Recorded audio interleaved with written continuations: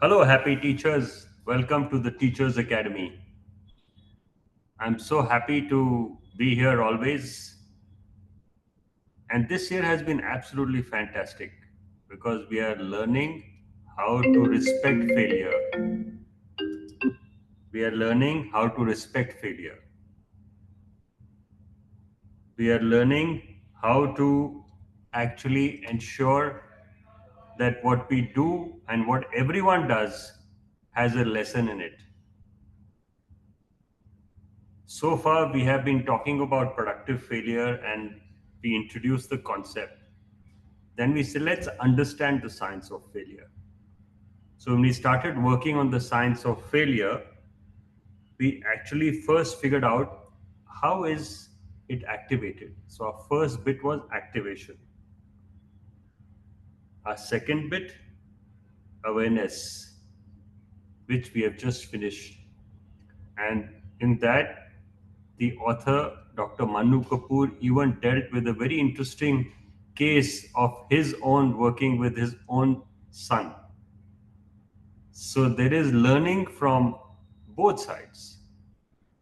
Yes, the son gave the dad learning, and the dad also gave the son learning by appreciating his way of responding. Sometimes we get judgmental and we actually close our minds. But everything we say and everything we do, let me tell you, if you pause and put on the shoes of the person whom you are connecting with, the perspective will change. We are so sure of ourselves, so often we don't even give a chance to think of how the other person could have framed the thoughts, how the other person could have actually been there and done what you thought was perhaps taken for granted. So it's important for us, particularly as teachers, to understand that everything is for a reason. Every thought is an expression, and that's what we appreciate. So, if you look at the examples in productive failure, how many times he tried his maths problem in the first chapter, and that's where he went to the professor. So, the professor said, "You learned 100 times," and that's the beauty of productive failure. I would like to share the Teachers Academy blog with you because I think we have made a reasonably good start in terms of AI enabled submissions. So let me tell you one thing. I'm all for teachers using AI. All, absolutely. Because for me, AI is all in. So when you say AI, it's all in you. You have to find it. And I have been explaining all these weeks that the neocortex or your knowledge storehouse, which is in the outer part of the brain, has now come out. So if you're fishing for information outside to put together something here, perfect, no problem. But please make sure you mention the source. Please make sure you acknowledge the guru. And the more you acknowledge the guru, the more you are blessed. Thank you, Manisha, for this post of Guru Purnima. I'm not sure whether I deserved so much what you all wrote. And she goes on to say, a true guru doesn't show you the path, he walks beside you and until you find your own. So when you actually come to the Teachers Academy, this is the true reflection of what the Teachers Academy is. Teachers Academy is our service, is our respect, is our offering to every teacher in the country. And that's why it's a webinar which is absolutely open. There is no limitation to who can join, who cannot join. We have Nishika's post on harnessing productive failure. Thank you, Nishika. I do like the way you people present, but how come everyone presents the same way? That's my question to you. So you have to answer that question yourself. I can't answer that. So it's so interesting that the design of all the assignments, perhaps they were a group who did it, or perhaps they discussed with each other, doesn't matter, but you did submit them. Thank you. And I like the way you put your references here. Thank you, Nishika, for your submission. We have a post by Isha. Thank you, Isha, again for your submission. Isha is talking about resilience through productive failure. So you can read the post on the Happy happyteacher.in. Happyteacher.in blog. This is the blog of the Teachers Academy. I am very happy to show you that over 20 lakh page views on this blog. Over 20 lakh, not 1,000. See the counter there. This shows that we are able to help teachers reflect and teachers read. Thank you, teachers. I bow down to you for all you do. There's an interesting post, Feathers of Freedom, Wisdom of Rumi. So, this is a book we are reading, and this book happens on Friday. Friday evening, the Brewing Knowledge evening is brought to you by the English Book Depot. Sorry, this is not a commercial because English Book Depot is my own, it's my classroom, it's my studio. We are sitting in a part of the English Book Depot when we are conducting this session of yours. So please join us on Friday. Friday is not open for everyone, it's only open for the schools we work with.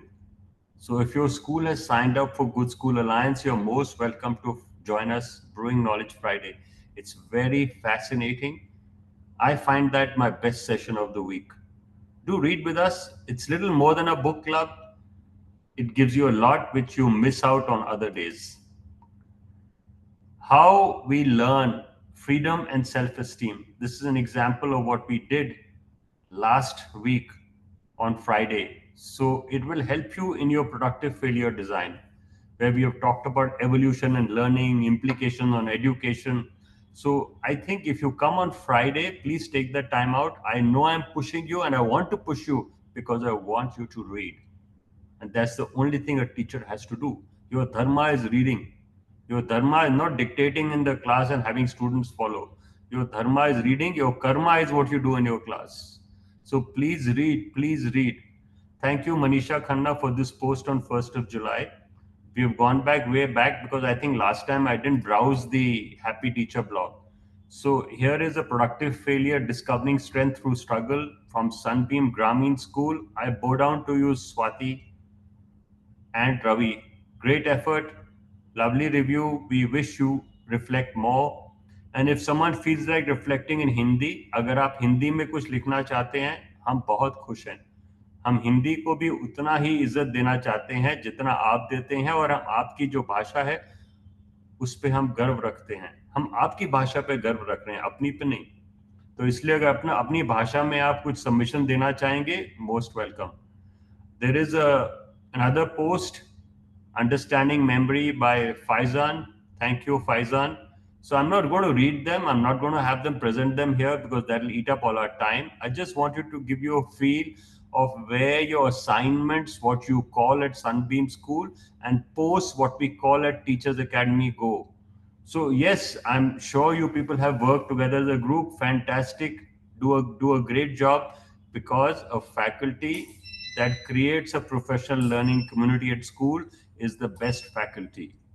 So looking forward to more teaching and learning and looking forward to seeing you on Friday. Join us and we are back to productive failure. So we have done two of the A's of productive failure. Now we come to the third one. Awareness is there. So let us see how affect happens. Chapter 5, Affect.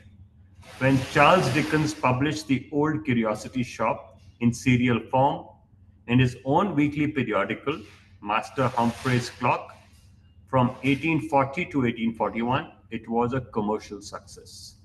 The story was so popular that readers eagerly anticipated each new installment. The character of Little Nell, in particular, captured the hearts of readers both in England and abroad.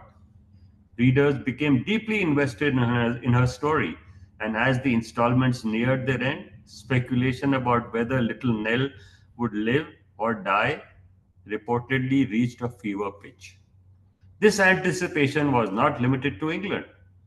In the United States, where the novel was also extremely popular, the narrative reportedly sparked such intrigue that readers eagerly gathered at the docks of New York Harbor, anticipating the arrival of a ship from England carrying the magazine with the next installment of the series. And when it was revealed that Little Nell does indeed die, the public reaction was intense. The widespread engagement with the serial and emotional response to Little Nell's death is a testament to Dickens' skill as a writer, the power of serialized storytelling. It is also a testament to the power of cliffhangers, a key feature of serials, which is why they are used across various forms of media to create suspense and anticipation, compelling audiences to return for more. We compel you to return for more every Saturday, don't you?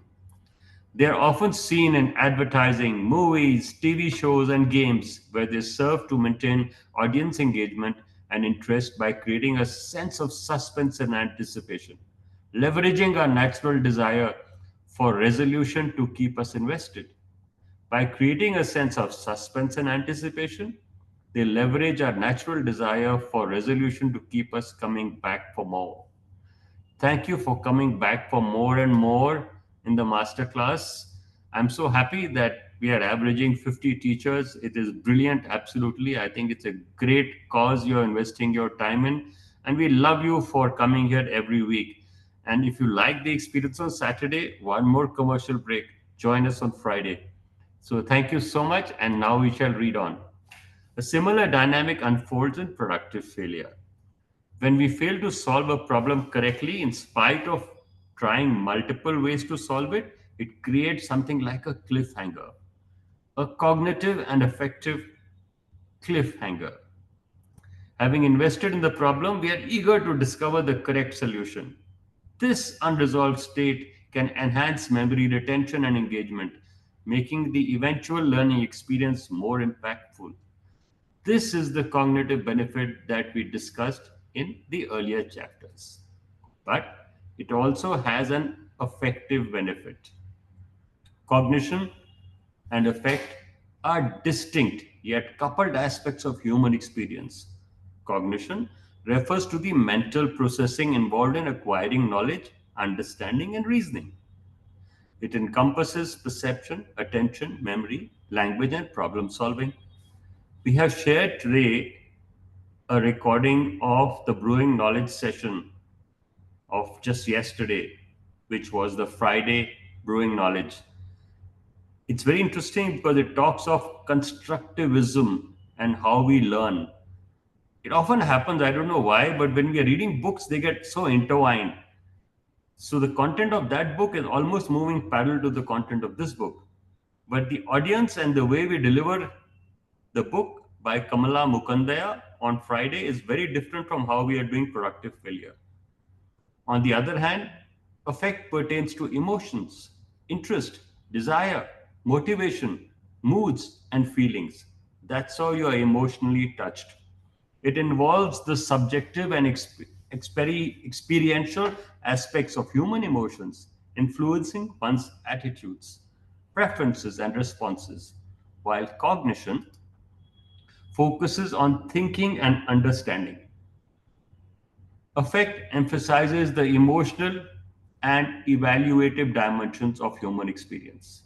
Both cognition and affect play crucial roles in shaping human behavior and decision making.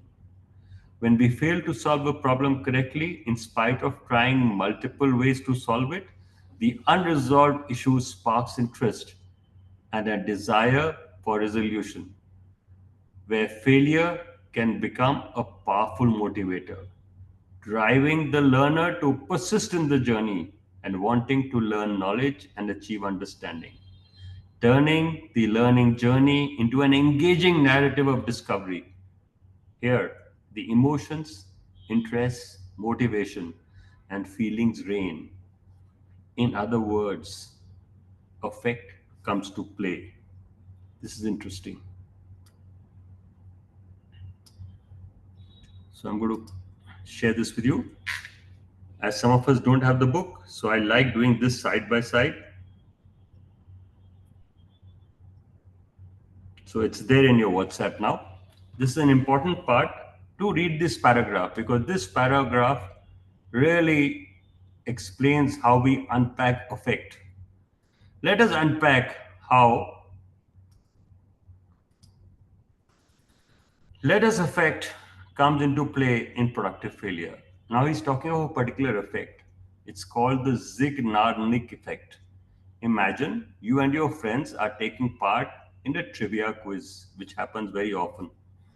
There are a variety of categories and multiple choice questions, and you're all racing against the clock to answer as many questions correctly as you can.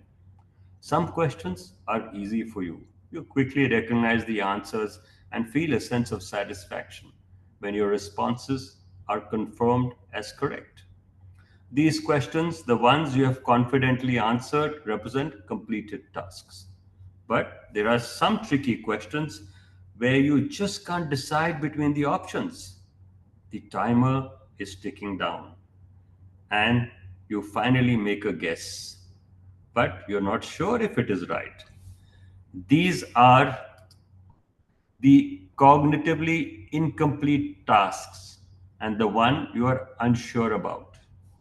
After the quiz, if you were to try to recall the questions, which ones you would recall more? The completed or the cognitively incomplete ones? You will likely find the unanswered or incomplete ones stick out more in your memory than those you swiftly answered. You may even find yourself pondering over those questions, maybe even looking up the answers later. This is the Zeigarnik effect, a psychological phenomena named after the Russian psychologist Loma Zeigarnik, who discovered it in 1927. The story goes that Zeigarnik was in a restaurant where she observed an interesting phenomena. Waiters could remember complex orders, including specific meal requests and a drink preferences, while they were in the process of serving them. However, once the order was delivered and the bill was paid, they struggled to recall the same details.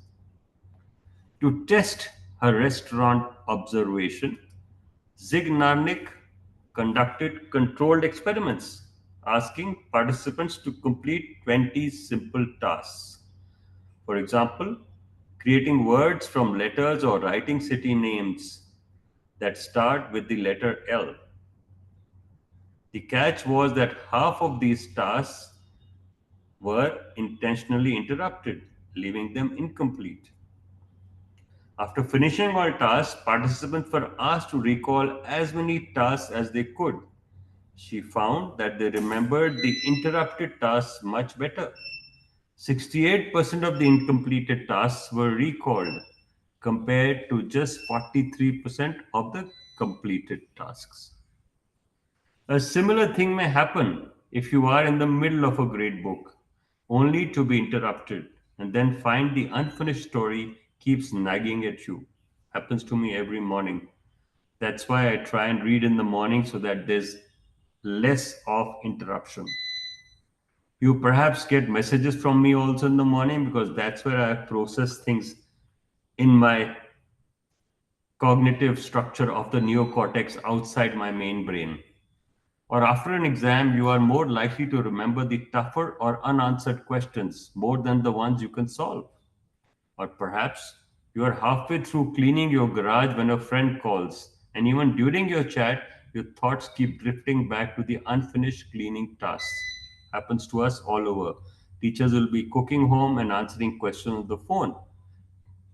I work in my garden so often in the morning and I answer questions, but I am doing gardening side by side. These are everyday examples of Zeigarnik effect at work. Unfinished businesses leaves you wanting somewhat. Although the Zeigarnik effect is cognitive in nature, that is, better memory of incomplete tasks, an underlying mechanism is more effective in nature. This stronger memory of uncompleted tasks is usually attributed to what we commonly refer to as a need for closure, concept derived from Gestalt psychology. In simple terms, once we start to a task, we have an urge to drive to finish it. You can think of it as a mental pop up reminder that keeps nudging you about a task you have started but have not finished. One of Zeigarnik's contemporaries, Maria of Sankinia, studied the effect of interruptions on our ability to get things done. In 1928, Ovsianka, it's a difficult name, I'm sorry about that, discovered that people feel a more intense desire to finish tasks that have been started and then interrupted rather than those tasks that have not yet begun. When a task is completed, it satisfied our goal and we stop thinking about it. On the other hand, if a task is not finished and our goal remains unachieved, we lack closure. This lack of closure, coupled with our need or desire for closure, keeps our brain somewhat engaged in the task, helping us retain the task details in our memory. Of course, there are individual differences that come to play. The urge or drive varies from person to person and depends on the context, among the other things. Very simple. You have misplaced something and you are looking for it. You open a drawer, you open a cupboard, you open your bag. Yeah, I think I remember I left it here. That's the way it feels. And you keep looking for that thing, despite the fact you keep doing other tasks side by side. By the time you find the thing or you don't find the thing, your struggle in that process, you perhaps will not remember what other tasks you accomplished side by side. Think about it. The human need for closure is obviously much more general than the Zeigarnik effect. Experiencing unpleasant or challenging events in life, such as a heated argument, receiving bad news, or confronting failure, often leaves us with an uncomfortable, unresolved feeling. We have all experienced the echoes of an unresolved argument lingering along after the heat of the moment, or the failure continuing to haunt us until we learn from it or find a way to succeed.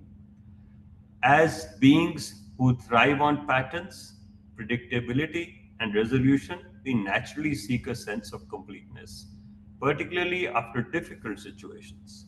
We yearn for understanding, clarity, and above all, closure to help us move on from distressing experiences.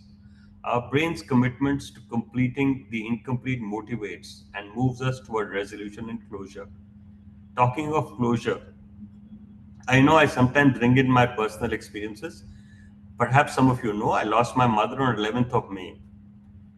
So, what I decided in the next 2 months, everyone who mattered to her, I must meet once.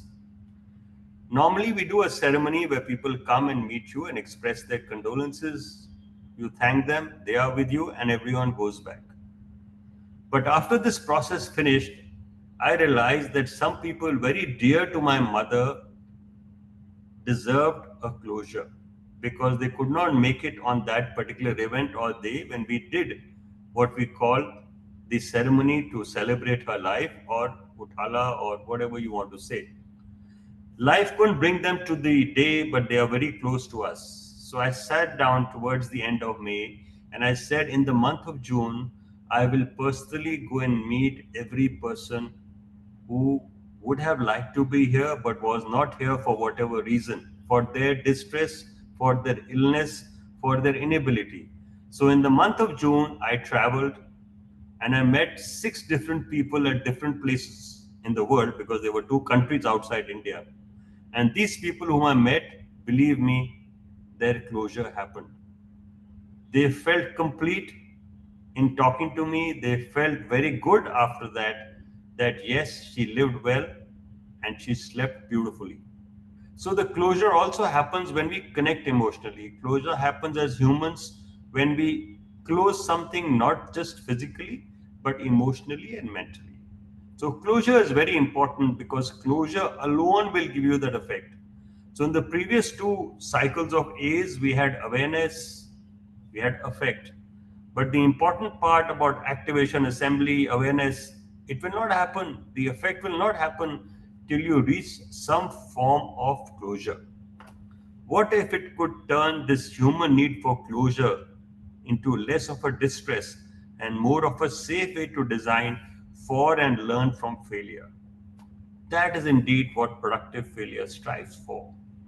Failure to generate the correct solution, even after trying multiple ways, leaves one with an awareness of a gap, as indeed we saw in the previous chapter. The time and resources into even continuing is not the best decision.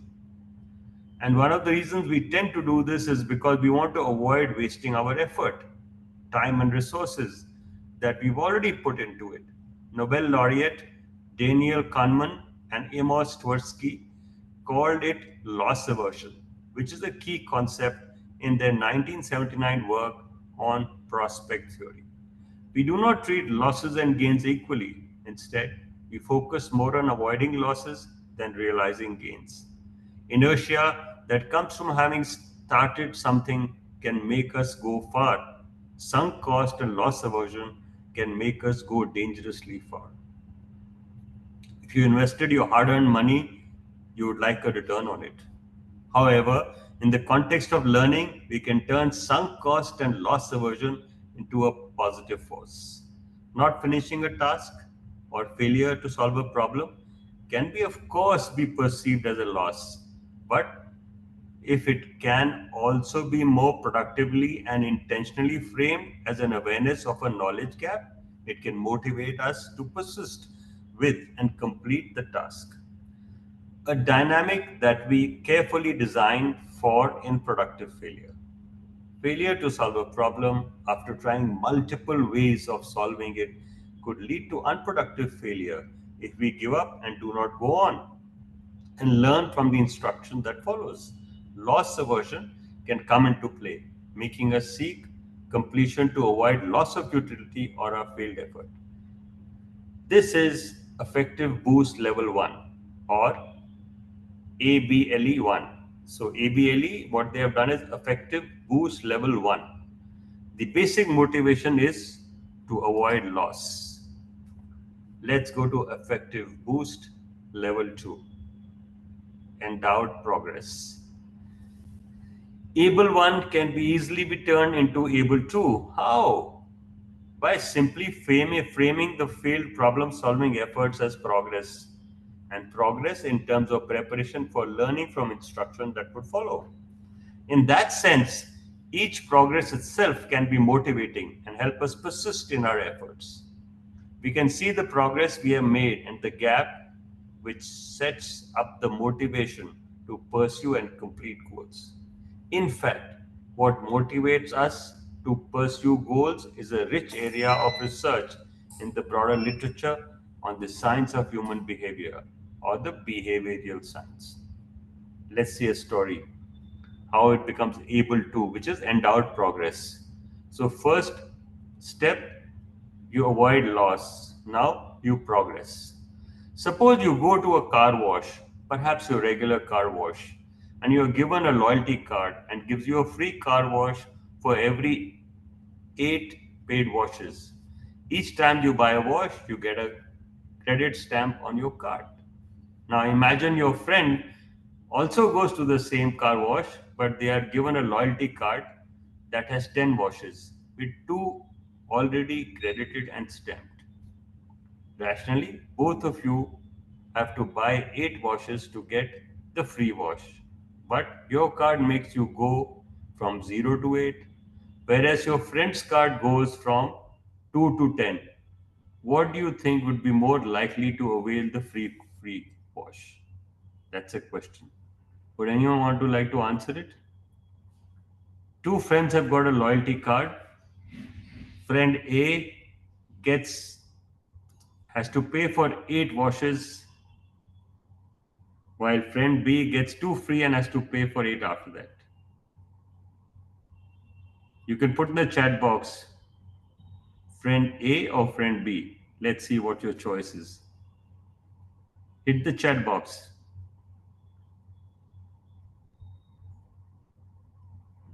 I give you a moment. Hit the chat box. Who do you think would be more likely to avail the free washes? The friend who is getting the first 2 free or the friend who gets free after 8? In 2006, Joseph Nunes and Xavier Drez actually carried this out as a randomized experiment with customers of a real car wash. They found that your friend would not only be more likely to buy the remaining 8 washes and avail the free wash, but also do it faster than you. They call this the endowed progress effect, where even an artificial endowment of progress in the form of two credit stamps made people more motivated to pursue the goal and do so faster than others who did not have such an endowment. Give you a little example. If anyone's got a Starbucks card, in the Starbucks card, it always tells you that your next visit will get you an upgrade. Your next visit will get you a free drink. Your next visit will get you customize your drink. So when you go there, you may pay for the drink, but first it gives you the free offer side by side. And then it also goes on to say if you come multiple number of times, you will get this more and that more. But you go there because you get trials sometimes, you get facilities before you even pay. And that's what gives endowed progress. And that's the example which here they have shown here about the car wash. What more then when the endowment is not artificial but real? Think of productive failure as a learning method where each failed idea, representation, or solution is a credit stamp in your mental progress card towards the goal of learning something new. Each stamp is valued and the effort celebrated. The learner realizes that they do not start from scratch, that they have relevant prior knowledge, but it needs to be activated, extracted, and endowed on their mental progress card. In this way, not only does such prior knowledge activation help you cognitively, as indeed we saw earlier, but the endowed progress effect suggests that it also motivates you and helps you persist towards your learning goal. It gives your cognition an additional effective boost to level 2 or able 2. But wait, it's getting better. It turns out that the boost gets stronger and closer you get to your goal, which takes you to able 3. Simple example, you go to an ice cream parlor, you can taste every ice cream without buying it. That's your able 2. Because after you tasted 3, 4, you will definitely buy one which you have liked in more quantity than you would have bought before tasting it. So I've just designed a experiment for you. Very simple. I want 1 scoop of vanilla. No, sir. Please taste chocolate. Please taste strawberry. Please taste mango. Please taste salted caramel. So you taste 4. Then you realize, no, I think the salted caramel is nicer. And as you are salivating, you will not order 1 scoop, but you'll order 2. Watch this next time when you go to an ice cream parlor. Effective boost level 3 or able 3, goal ingredient. So from endowment progress to goal ingredient. See how effect is taking place. How you are churning and getting more and more out of your experiment or your learning. Suppose you plan to swim 20 laps in a swimming pool. Would your motivation to get your 20 laps after 16 laps be greater after 10 laps? Next question. What do you say? After you've completed 13, would your motivation be greater?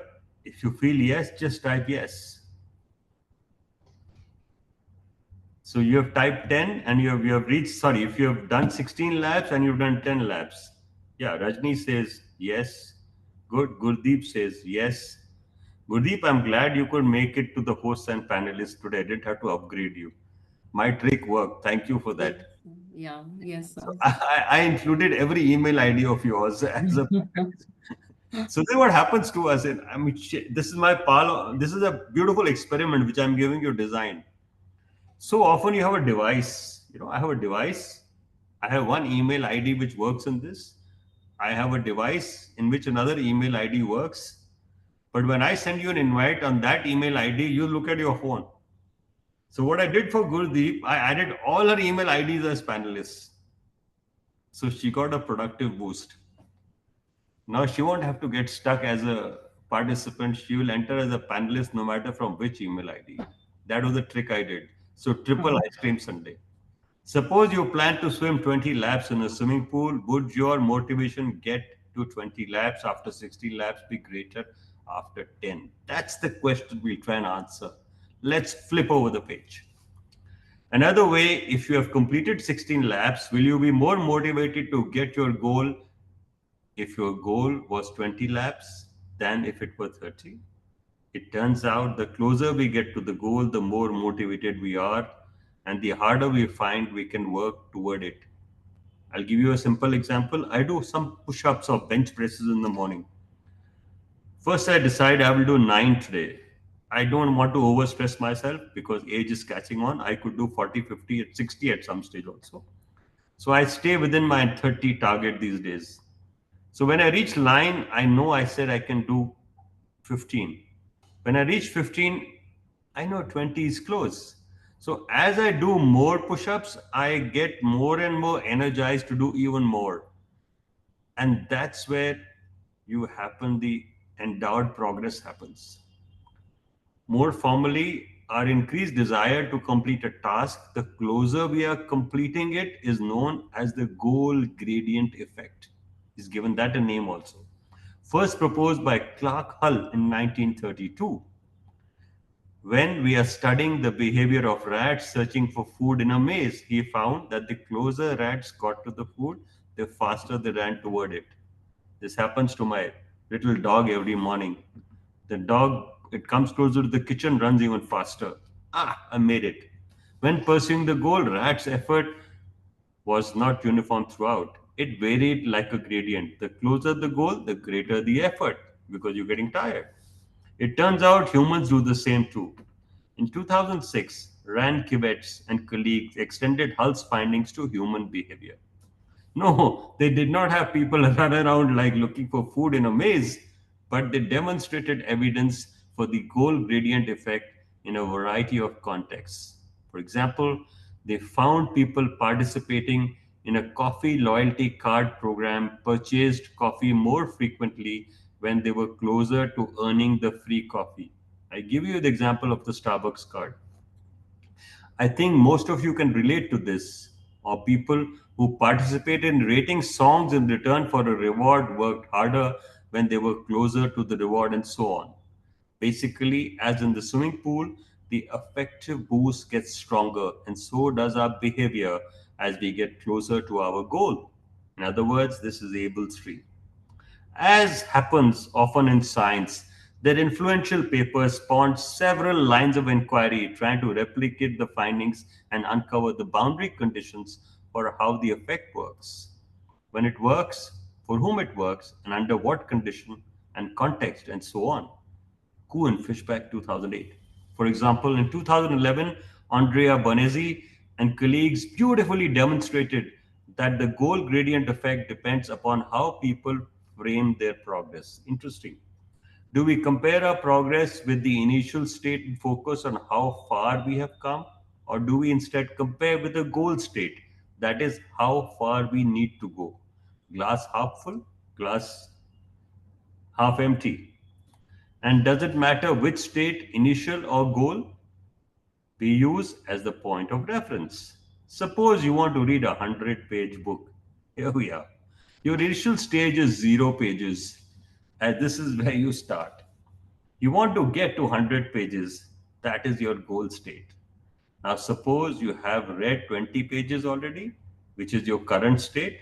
You have 80 more to go.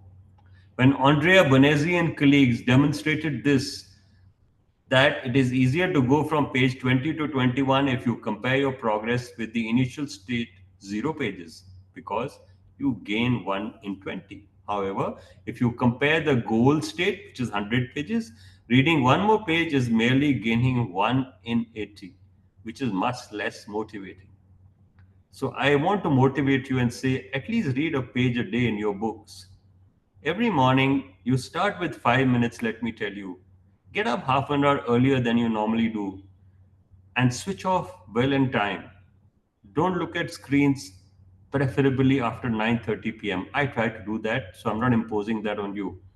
That gives me time in the morning and that helps me read. Read, read, read. That's the only thing we preach. The reverse is true if you are close to finishing. It is easier to go from 80 to 81 if you compare your progress on the goal state. Only 20 pages to go, and reading one page gives you a gain of 1 in 20. However, now if you compare with the initial state, then you gain merely 1 in 80, which is not as motivating. Therefore, depending upon where you are in the process and whether you focus on how you have come or how far you still need to go, the goal gradient works differently. The classic gradient discovered by Clark Hull in rat behavior and Rand Kivets and colleagues in human behavior seems to be valid only if progress is compared with the goal state. That is, as long as we maintain our focus on the goal and compare our progress with the goal state. The closer we get to the goal state, the greater our motivation is. To top it off, when we really close to completing, we can additional boost able for. So we will do able for next time. I think we have done three ables today in our little 45-minute session. These three ables are enough for you to think about. I will do one thing. I will take out the figure and show that figure to you because that will help. So I'm going to post this figure. It'll give you something to mull over the weekend. I'm adding this figure to the WhatsApp chat. Just give me a second. My WhatsApp chat is come on. So in the Teachers Academy, I've added the four ables for you. Able 1, avoiding loss. Able 2, endowed progress. Able 4, goal gradient. And finally, completion. Completion will happen next Saturday. अभी picture बाकी है. So we will wait till next Saturday for the completion. Do come prepared for that. We will put a bookmark here. Let me do that also. Please tell your colleagues to come regularly. Sunbeam School is tough on the teachers if they don't come. We also have a record of how many minutes you attend, by the way, if you come to a session. So maybe some people were not aware and they were dropping off by marking attendance like we like doing in a class. Well, it didn't work this time. So my detective Manisha found out how many people went away after 10 minutes some while back. And Paul sir gave us a shout out. So I know it's not right to push teachers because teachers don't need pushing. We want them to learn from productive failure, which is if you don't attend the session, you miss out.